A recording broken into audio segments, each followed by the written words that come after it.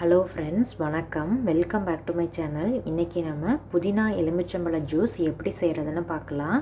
இது செய்கிறதுக்கு நான் ஒரு 2 லெமன் கட் பண்ணி எடுத்து வச்சுருக்கேன். ஒரு கைப்பிடி அளவு புதினா இலையை நல்லா கழுவிட்டு சுத்தம் பண்ணி எடுத்து வச்சுருக்கேன். கொஞ்சமாக ஐஸ் க்யூப்ஸ் எடுத்துக்கலாம். ஸ்வீட்டுக்கு தேன் ஆட் பண்ணிக்கலாம்.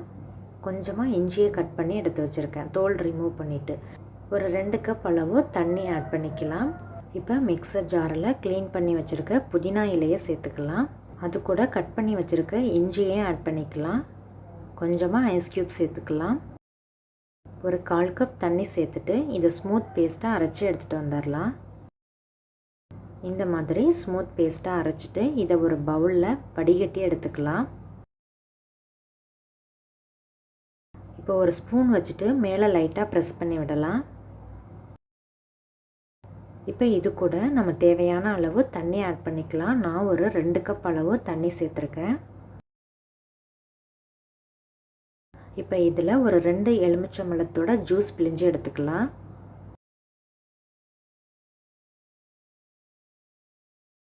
இப்போ இதில் ஸ்வீட்டுக்கு தேவையான அளவு தேன் ஆட் பண்ணிக்கலாம். 2 டேபிள் ஸ்பூன் தேன் ஆட் பண்ணியிருக்கேன்.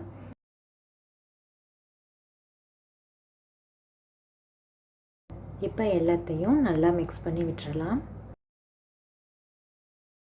இப்போ டேஸ்டியான புதினா எலுமிச்சம்பழ ஜூஸ் ரெடி ஆகிடுச்சு. கிளாஸில் கொஞ்சமாக ஐஸ் க்யூப்ஸ் சேர்த்துட்டு இதை நம்ம சர்வ் பண்ணலாம். இந்த வீடியோ பிடிச்சிருந்தா லைக் பண்ணி ஷேர் பண்ணிவிட்டு சப்ஸ்கிரைப் பண்ணி பெல் ஐக்கானை கிளிக் பண்ணி ஆளுங்கிற ஆப்ஷனை கிளிக் பண்ணி வச்சுக்கோங்க. தேங்க்யூ ஸோ மச் ஃபார் வாட்சிங்.